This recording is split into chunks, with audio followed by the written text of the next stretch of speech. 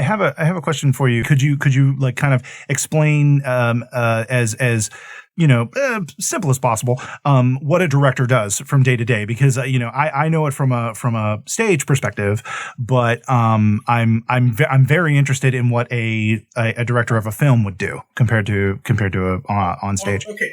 So for film, and this is actually probably most true for micro-budget filmmakers. So let me make this clear to the audience and everything.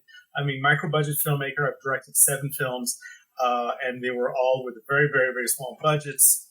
And then I've also been part of a couple other larger budget films that have been made by people who have been in huge Hollywood films.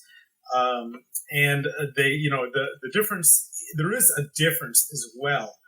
So for micro budget films, you really have to have a handle on everything. You have to be able to guide the entire production from beginning to end, and just have a very, very strong.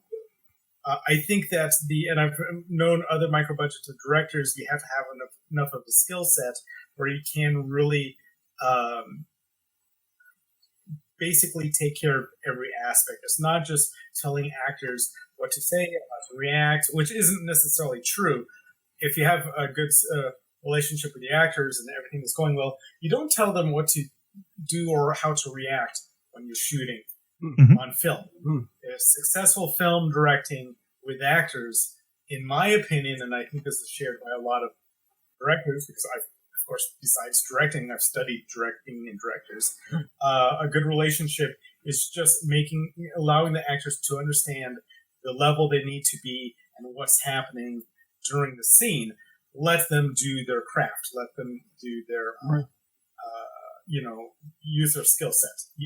It's actually directing and acting are 2 different repertoires, skill repertoires. You don't have to know how to act to be a good director. You have to be able to know how to describe to the actor their environment and where they are in the story and what you need. And then that's it. So going back to the beginning, otherwise, as far as directing micro-budget films, it's mostly, I think you have to know how to write. All the successful ones I've known were really good screenwriters as well. And you have to know how to set up your shots in a formula. Because when you're doing micro budget stuff, you have like my most luxurious shoot was 12 days. Wow. That is wow. For the layperson, that's very, very, very short. Usually movies are about 2.5 to 3 months. My shortest shoot was 5 days, and we got it all, and we did. And so, the thing is, you can't storyboard everything. Right. And because storyboarding actually takes a long time to shoot storyboard. So what you do is you kind of do key art. You just say, oh, I want to hit this frame, hit that frame, and then you have to use a formula. Right.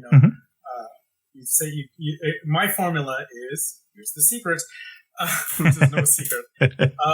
You do your establishing shot wide, then you move to your 2 shots. And by the way, you don't have to finish the entire scene on establishing wide shots. I've seen a lot of new directors make that mistake, and the actors, you don't have the budget for rehearsals. If you get rehearsals, that's great, but usually no. So the actors come in and they kind of get it as they're going through the scene. So you let them just get through the first part of the scene, a little bit into it, and then maybe you shoot the outro, and then you go into the 2 shots, then you go into the singles, which means you're just on one person, then you turn the camera, about 90 degrees, do cross coverage, shoot the other person, make sure they don't step on the lines, and with each take, hopefully you're whacking it out.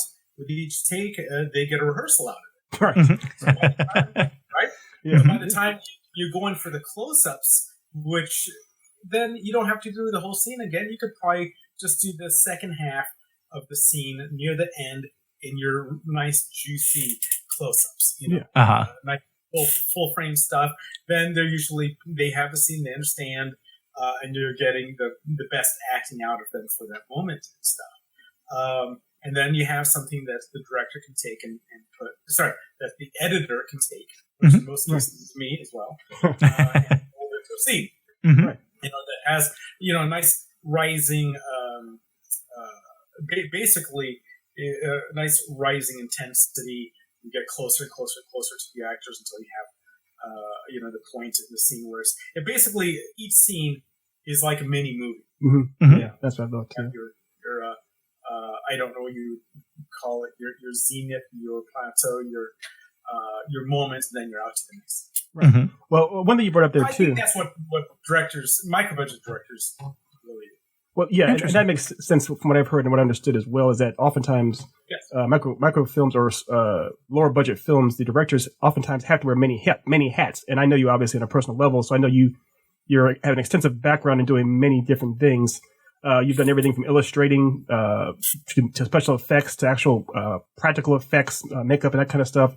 And I know before you actually went to film school multiple times for writing and, of course, for directing itself. So what made you decide you wanted to be an actual director? Because that's something that's such an ambitious endeavor to do, especially since you have so much free time. Mm-hmm. Right. I know, right? Well, I think that goal has existed for a long time. So, should we talk about the Chuck Norris connection? Of course, yeah, of course, yeah. Start from the beginning, the very beginning. You and your brother. Okay, from the very beginning.